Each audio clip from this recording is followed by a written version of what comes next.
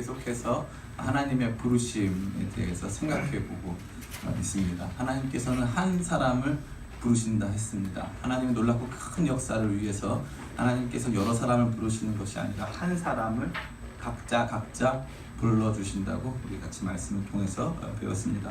그리고 지난주에는 우리가 명절이었고, 그 지난주에는 하나님께서 각 사람을 불러서 모험하는 인생으로 우리를 이끌어 가신다. 그 전까지 우리가 익숙했던 것, 그 전까지 우리 자신의 정체성을 형성하고 있던 것으로부터 이탈하여 하나님께서 만들어 주실 새로운 곳, 새로운 꿈, 새로운 비전을 향하여서 나가게 하신다고 같이 배웠습니다. 하나님의 부르심이 임할 때 저와 여러분의 삶이 새로운 인생이 되는 것을 여러분 경험하게 되시기를 예수님의 이름으로 축원합니다. 아멘. 예, 오늘 말씀은 하나님께서 독특한 방식으로 각 사람의 인생을 다루시고 하나님께서 그 사람의 삶을 불러주시는 것에 대해서 생각해 볼 텐데, 그것은 특별히 이름을 바꾸어 주신다는 것입니다. 하나님께서는 이름에 굉장히 큰 관심이 있으십니다. 그래서 오늘 아브라함을 아브라함으로 바꿔주실 뿐만 아니라 야곱을 이스라엘로 바꿔주시고, 또 예수님께서도 시므온을 요한복음 보면 장차 게바라하리라 하면서 시므온에게 반석이라는 이름을 주시기도 하셨습니다. 그래서 하나님께서는 이름을 바꾸시는 데에 많은 관심을 가지고 계십니다. 아브람이라고 하는 이름은 높아진 아버지라는 뜻이었습니다. 그러나 그 자신의 이름은 그에게는 조금 모순되는 이름이었습니다. 왜냐하면 그는 하나님을 만나서 하나님과 함께 새로운 삶을 살기 전까지는 자녀가 없었기 때문에 그렇습니다.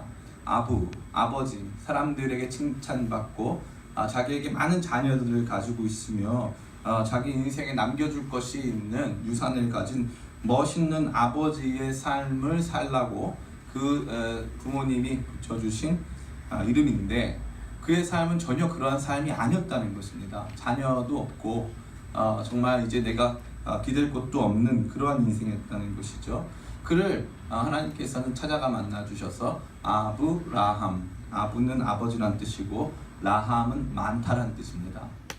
어찌됐건 아브라함은 자기 자신에게는 전혀 어울리지 않는 이름을 가지고 있었습니다. 그런데 하나님께서는 더 어울리지 않는 이름을 그에게 주셨는데, 그것은 아브라함이라는 이름이었습니다. 라함은 많다라는 뜻입니다. many, 많은 사람들의 아버지라고 하는 이름을 그에게 주셨다는 것이죠. 이름이 바뀐다는 것은 운명이 바뀐다는 것을 의미합니다. 그래서 하나님께서는 이 아브라함을 부르셔서 그의 운명을 바꾸시며 그의 상징적으로 그의 이름을 바꾸어 주신다는 것입니다. 여러분의 이름에는 무슨 뜻이 있습니까? 저는 이름이 요한입니다.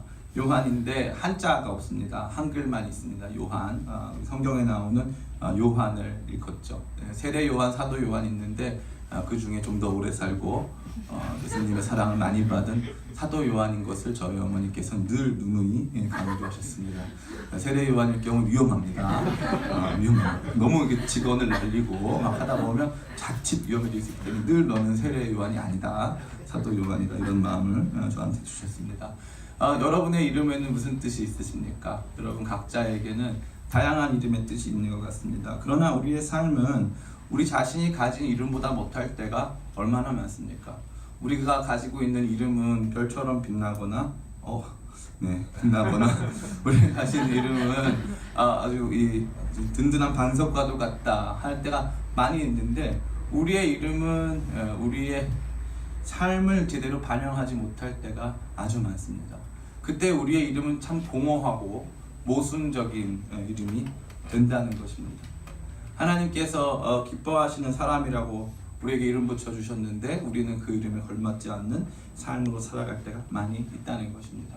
그런데 하나님께서는 먼저 그 자신을 그 이름에 적합한 사람으로 만들기 전에 반드시 그의 이름을 다른 방식으로 불러주십니다. 다른 방식으로 부르시고 바꾸심으로 말미암아 하나님의 뜻이 앞으로 장차 어떻게 이루어질 것인가에 대하여서 말씀해 주신다는 것이죠. 오늘 저와 여러분이 읽은 창세기 17장 말씀도 동일한 말씀입니다.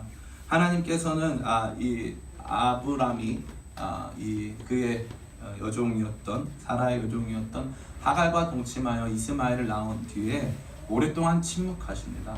그러다가 하나님께서 17장 1절에 처음 나타나 말씀하시는 것이 아브라함이 99세 때 여호와께서 아브라함에 나타나사 그에게 이르시되 나는 전능한 하나님이라 너는 내 앞에 행하여 완전하라.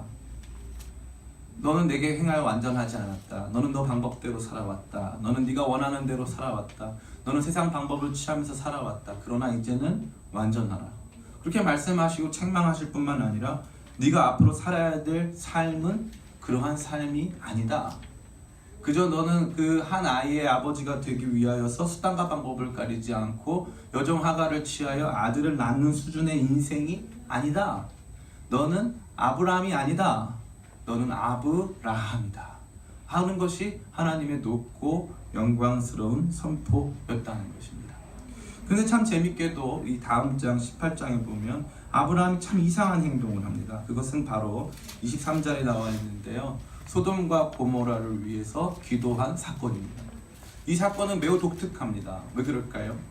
왜냐하면 아브라함은 이 소돔과 고모라와 깊은 관계를 가지고 있기 때문에 그럽니다. 창세기 13장에서 아브라함의 조카였던 롯이 소돔을 택하여서 아브라함을 떠나게 됩니다.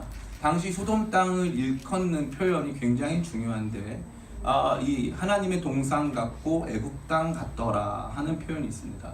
하나님의 동산이라는 것은 소돔과 고모라 땅이 가지고 있는 지리적, 자연적 환경이 에덴 동산처럼 아름답고 풍요롭고 행복해 보였다는 것을 의미하는 것입니다. 애굽 땅 같았던 것은 고대 사회의 다른 지역과는 달리 소돔과 고모라 지역이 잘 문명화되어 있고 많은 편리한 시설들을 잘 갖추고 있었다는 것을 보여주고 있습니다. 세상에 이렇게 좋은 곳이 어디 있을까요? 예전에 신도시 개발이 한참 이루어진 다음에 이 천당 밑에 분당이라 그래가지고 분당이 굉장히 인기가 많았습니다. 분당 사는 지체들도 있지만 분당이 이제 많이 밀렸죠. 네, 많이 밀렸습니다. 최근에 많이 밀렸는데 천당 밑에 분당까지는 아닌 것 같아요. 네.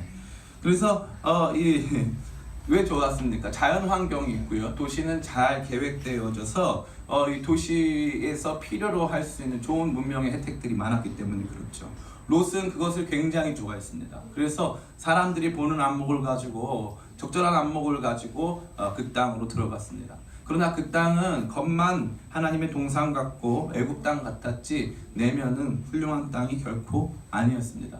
그 땅에서 자라고 공부하고 남편을 맞이하게 된 이 롯의 두 딸은 음란한 딸들이 되어졌습니다. 이 롯이 소돔과 고모라가 멸망할 때에 작은 동굴 소알에 숨었을 때 이 딸들이 아버지와 동침하여 이 후세를 남기자고 얘기할 정도의 전혀 개념이 없는, 전혀 삶의 가치와 의미가 무엇인지를 모르는, 윤리적 기준을 상실한 자녀를 양산하는 땅이 소돔과 고모라였습니다. 소돔과 고모라는 또한 어떤 땅이었습니까? 동성애, 특별히 성적 쾌락에 대한 폭력적 추구를 가지고 있었습니다. 그래서 19장에 보면은 천사들이 소돔 땅에 이르렀을 때 소돔 땅의 남녀노소가 새로 들어온 남자들과 성적 관계를 갖기 위하여서 이 롯의 집에 쳐들어가 문을 부수려고 했습니다. 그들이 갖고 있었던 성적 쾌락을 향한 폭력적 추구를 보여주는 단면이 아닐 수 없었습니다. 그 땅은 하나님이 보시기에 더 이상 존재해서는 안 되는 땅이었습니다. 그 땅에 롯이 살고 있었습니다. 이것이 참 아이러니인데, 이것은 이 아브라함의 기도가 적절치 않은 두 가지 방향을 보여주고 있습니다. 첫 번째는 소돔과 고모라 땅은 기도가 필요 없는 땅이었다는 것입니다. 그 땅은 멸망받아 마땅한 땅이었다는 것입니다. 창세기 19장 그것을 명확하게 보여주고 있습니다. 그 땅 사람들은 폭력적인 사람들이었고, 그 땅 사람들은 굉장한 죄악 가운데 물들어 있던 사람들입니다. 그곳 백성들은 죽어 마땅한 것입니다.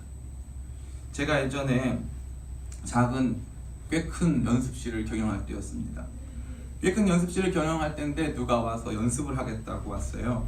연습을 하겠다고 왔는데 저희는 연습을 하겠다고 오는 사람의 성별을 물어보지 않습니다. 그렇겠죠. 남자세요 여자세요 물어보진 않지 않습니까?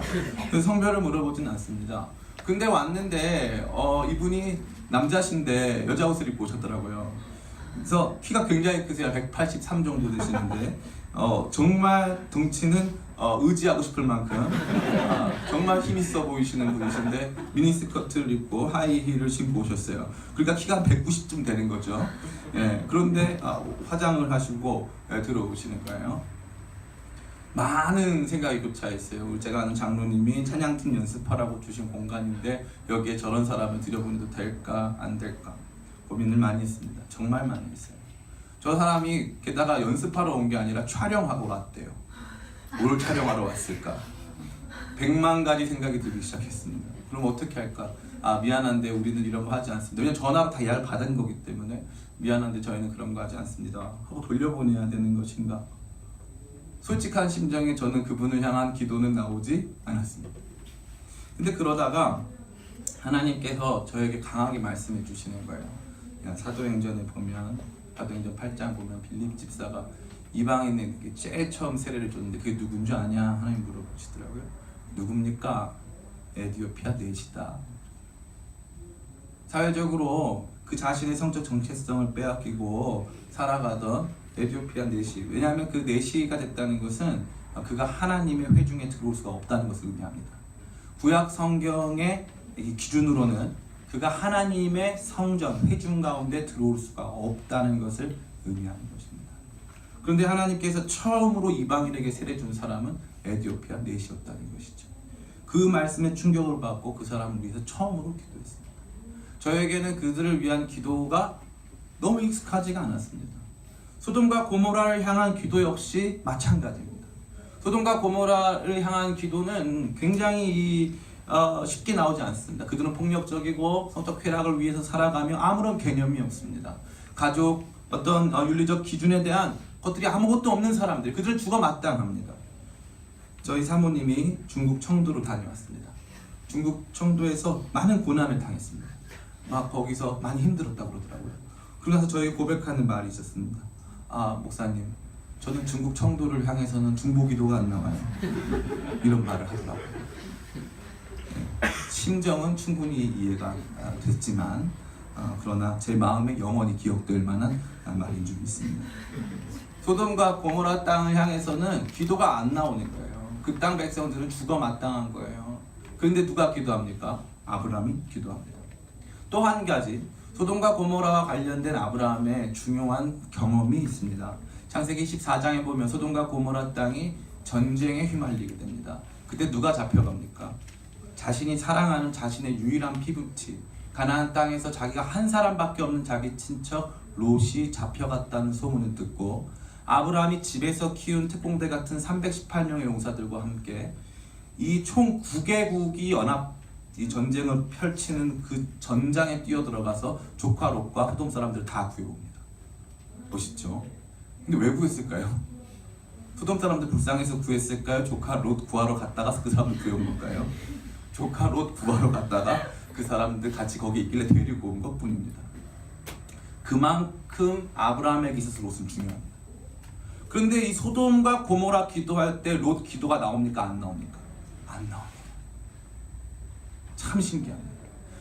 아브라함은 충분히 집에서 길리운 자를 데리고 하나님께서 소돔과 고모라를 심판한다고 하셨을 때 소돔과 고모라로 뛰어들어가서 318명이 데리고 가서 롯과 그의 처와 그의 자녀와 사위들까지 한 번에 구원해서 자기가 있는 땅으로 데리고 올 수 있는 능력이 충분히 있었습니다. 충분히 있었습니다. 그러나 아브라함은 그렇게 하지 않았습니다. 아브라함은 조카 롯을 위해서 기도할 수 있었습니다. 하나님, 우리 조카 롯이 거기에 있는데 거기에 우리 조카 롯이 있는데 좀 살려주시면 안 됩니까? 우리 조카 롯은 그나마 잘 살고 있다고 하는데 베드로전서에 보니까 그가 의인이라고 되어 있는데 이 조카 롯이 그래도 하나님 섬기려고 노력하고 있지 않습니까? 조카 롯을 좀 구원해 주시면 안 되겠습니까? 라고 기도할 수 있는데 조카 롯을 향한 기도는 한 구절도 없습니다. 이것이 이 소돔과 고모라를 향한 아브라함의 이 간구, 중보의 핵심적인 특이사항입니다. 왜 그랬을까요? 제가 성경을 아무리 읽어봐도 17장 이후에 18장까지 이르러서 아무런 이 근거가 될 만한 부분이 없습니다. 그러나 딱 한 군데가 있어요. 그게 오늘 저와 여러분이 읽은 하나님께서 아브라함을 높은 아버지에서 많은 사람들의 아버지로 바꾸어 주신 사건 때문입니다.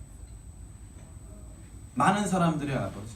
너는 조카 롯만을 위한 사람이 아니야. 너는 모든 백성들을 향한 사람이야. 너는 열방의 복으로 살아갈 사람이야.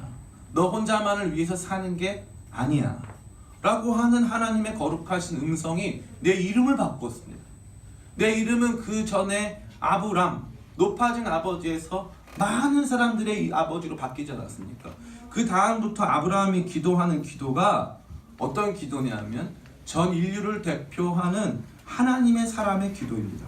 제가 읽어드리겠습니다. 창세기 18장 23절부터입니다. 아브라함이 가까이 나아가 이르되 주께서 의인을 악인과 함께 멸하려 하시나이까. 그 성 중에 의인 50명이 있을지라도 주께서 그곳을 멸하시고 그 50의인을 위하여 용서하지 아니하시리까. 주께서 이같이 하사 의인을 악인과 함께 죽이시면 부당하오며 의인과 악인을 같이 하심도 부당하니이다. 세상을 심판하시는 이가 정의를 행할 것이 아니니까. 여호와께서 이르시되 내가 만일 소돔 성읍 가운데에서 의인 50명을 찾으면 그들을 위하여 온 지역을 용서하리라. 아브라함 대답하여 이르되 나는 티끌이나 재와 같사오나 감히 주께 아뢰나이다. 50의인 중에 5명이 부족하다면 그 5명이 부족함으로 말미암아 온 성읍을 멸하시니까 이르시되 내가 거기서 45명을 찾으면 멸하지 아니하리라. 아브라함이 또 아뢰어 이르되 거기서 40명을 찾으시면 어찌하려 하시나이까. 이르시되 40명으로 말미암아 멸하지 아니하리라. 아브라함이 이르되 내 주여 노하지 마옵소서. 말씀하게 하옵소서. 거기서 30명을 찾으시면 어찌하려 하시나이까. 이르시되 내가 거기서 30명을 찾으면 그리하지 아니하리라. 아브라함이 또 이르되 내가 감히 내 주께 아뢰나이다. 거기서 20명을 찾으시면 어찌하시라니까. 이르시되 내가 20명으로 말미암아 그러지 아니하리라. 아브라함이 또 이르되 주는 노하지 마옵소서. 내가 이번에 더 아뢰리이다. 거기서 10명을 찾으시면 어찌하려 하시나이까. 이르시되 내가 10명으로 말미암아 멸하지 아니하리라. 여호와께서 아브라함과 말씀을 마치시고 가시니 아브라함도 자기 곳으로 돌아갔더라. 하나님과 싸우자는 것입니다. 하나님과 싸우자는 것입니다. 하나님 어떻게 하실 것입니까? 하나님 어떻게 하시겠습니까? 거기 만약에 50명 있으면 어떻게 하실 겁니까? 의인과 악인을 같이 심판하실 것입니까? 하나님 심판자 아니십니까? 하나님 어떻게 그럴 수 있습니까? 하나님 그러시면 안 됩니다. 하는 마음으로 하나님 앞에 나아가서 그 소돔과 고모라를 대표하여 기도하는 사람이 됐다는 것입니다. 소돔과 고모라의 대표자가 되었습니다. 그는 소돔과 고모라와 아무 상관이 없습니다. 조카 롯이 거기 있는데 조카 롯을 대변하는 사람이 아닌 소돔과 고모라를 대변하는 소돔과 고모라의 아버지로 서 있습니다. 이게 중요해요. 이게 하나님의 사람들이 부르심 받을 때 일어나는 높고 영광스러운 변화입니다. 그 전까지 나만을 위해서 살았습니다. 내가 갖고 싶은 것, 내가 입고 싶은 것, 내가 먹고 싶은 것, 내가 살고 싶은 삶에 주목했습니다. 그 삶을 이루어가기 위해서 내게 자녀가 없으니까 살아도 어차피 다 나는 이제 죽게 생겼으니까 자녀라도 하나 보면서 그저 대리만족이라도 얻어가보면서 그냥 키워보자, 얘한테 내 유산도 물려줘 보자 하는 마음을 가지고 수단과 방법 가리지 아니하고 자기 여종 하가를 내어주고, 아브라함은 바보처럼 사라의 말을 쫓아서 하가가 동침하여 아들 이스마엘을 낳았습니다.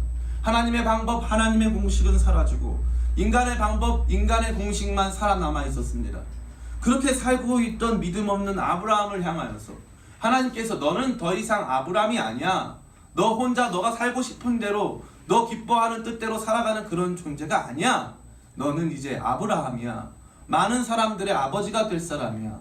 너는 그냥 대충 살 사람이 아니야. 라고 하나님께서 말씀하신다는 것입니다.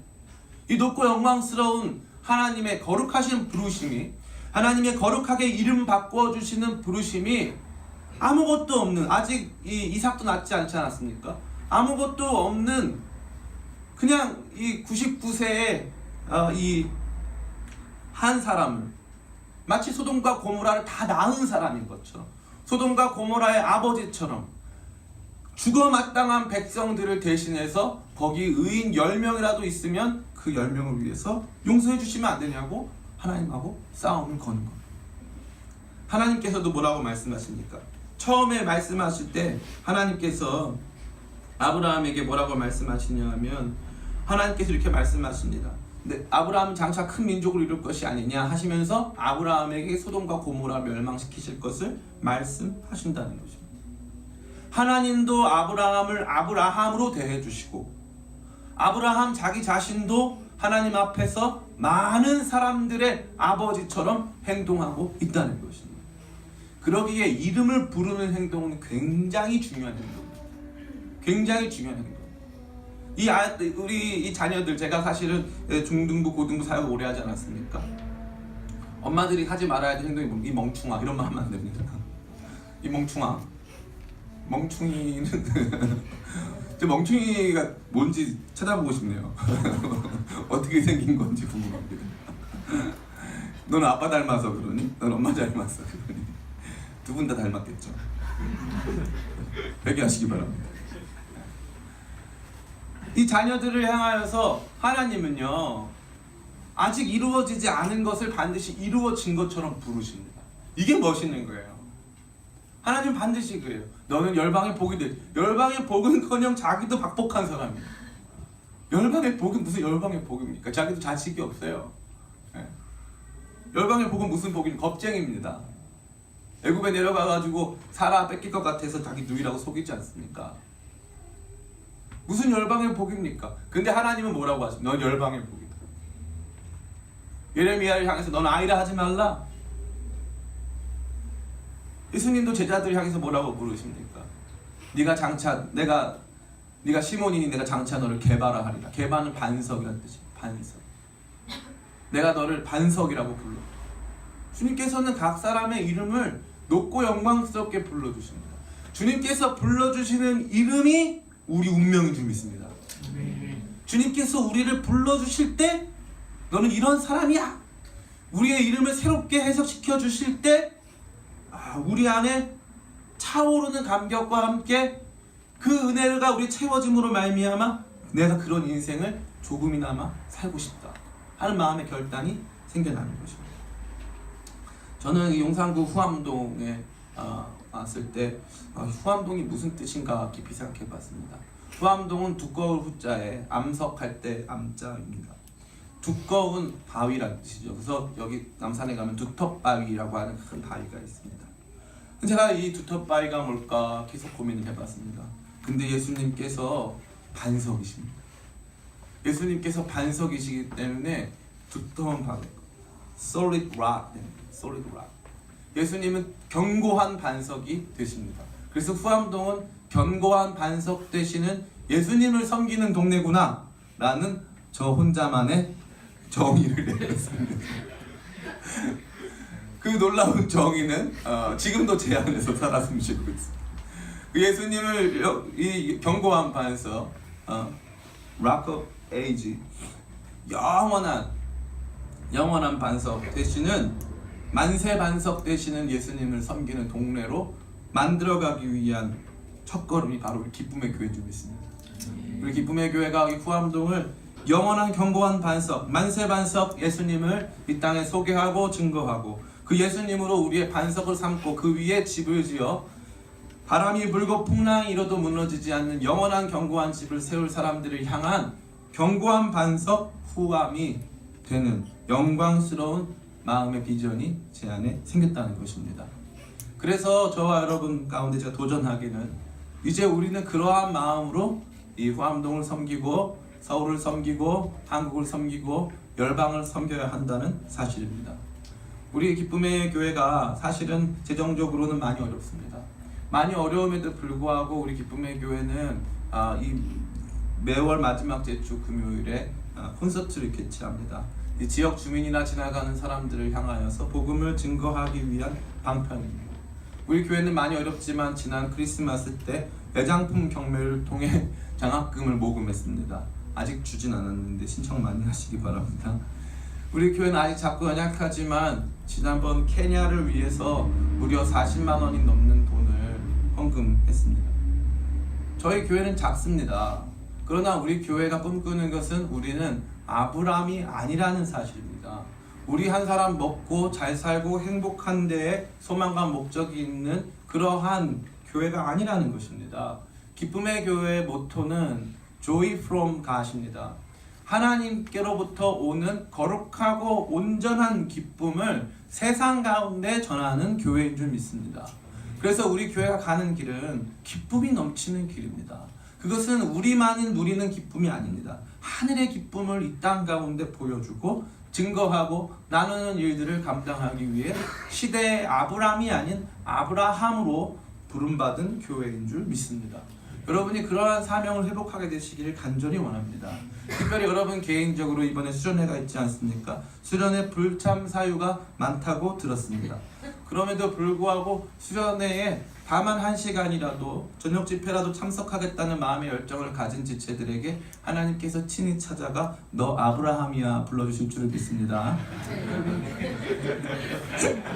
제가 해놓고 또 좀 그렇습니다. 그러나 그럼에도 불구하고 저에게는 여러분을 동원할 사명이 있기 때문에 또 그런 부탁이 있어서 그랬습니다. 하나님을 만난다는 것은 아브라함에서 아브라함이 되는 감격을 경험한다는 것입니다. 사람은 언제 기쁠까요? 받을 때 기쁠까요? 줄 때 기쁠까요? 어린이들은 받을 때 기쁩니다. 그러나 어른이 되고 성숙하면 성숙할수록 줄 때 기쁜 것입니다. 줄 때. 수많은 사람의 아버지와 어머니가 되어질 때 기쁜 것입니다. 제가 최근에 페이스북에 공유한 동영상이 있습니다. 그 동영상에 미국 테네시주에서 태어난 한 여자 선교사님 이야기를 담고 있습니다. 고등학교 졸업하고 대학 가기 전에 1년 동안 아프리카에서 선교를 하는데 아프리카 아이들이 찾아와서 그녀와 함께 동행합니다. 그러다가 한 아이가 망설이다가 엄마라고 불러도 돼요? 이렇게 물어봤다는 거죠. 그 19살 소녀에게 엄마라도 불러도 되냐고 엄마 없는 아이가 얘기했을 때 그 소녀가 테네시주의 굉장히 부잣집 딸인데 그럼 그래도 되지 하고 나서 자녀들이 생기기 시작하는데 무려 400명의 엄마가 됐다는 것입니다. 법적으로 입양한 사람들도 수십 명에 달하고 그뿐만 아니라 동네 사람들이 나이 먹은 어른들도 그녀에게 엄마라고 부르고 모든 사람들이 다 엄마라고 부른다는 거죠. 그녀에게 물어봤습니다. 행복하냐? 너무나 좋다는 거죠. 이것 때문에 1년 내내 그 생각이 떠나질 않아서 거기 가서 선교할 수밖에 없었고 지금 엄마라고 부름받는 자기 자신이 너무 기쁘고 감사하다는 것입니다. 사람은 책임을 회피할 때 기쁜 것이 아닙니다.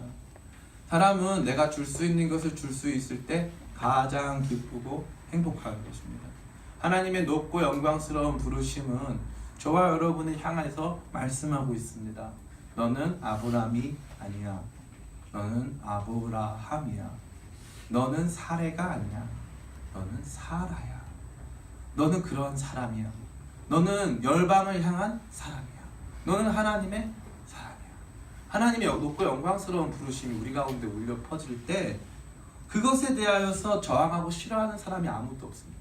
주님, 제가 아브라함이었군요. 주님, 저 같은 사람도 아브라함으로 불러주시는군요. 주님, 제가 사라였군요. 저 같은 사람들도 열방의 어머니로 불러주시는 그러한 인생 살겠습니다 하고 소돔과 고모라와 같이 중보기도 필요 없는 땅, 소돔과 고모라 같이 조카 롯만 구해오고 싶은 땅을 향해서도 그 땅의 아버지처럼 어머니처럼 설 수 있다는 것입니다. 저는 개인적으로 어떤 세대나 특정 사역이 적성에 잘 맞아서 열심히 하는 사람들을 별로 좋아하지 않습니다. 나는 그 사람들을 별로 좋아하지 않는데 하나님께서 내게 그들을 향한 불쌍하고 안타까운 마음을 주셔서 그 일들을 할 수밖에 없어요 라고 말하는, 그래서 사랑이 생겨나는 사람을 저는 굉장히 높게 평가합니다. 잘하고 좋아하는 세대에 적합한 일들을 하는 건 쉬운 일입니다.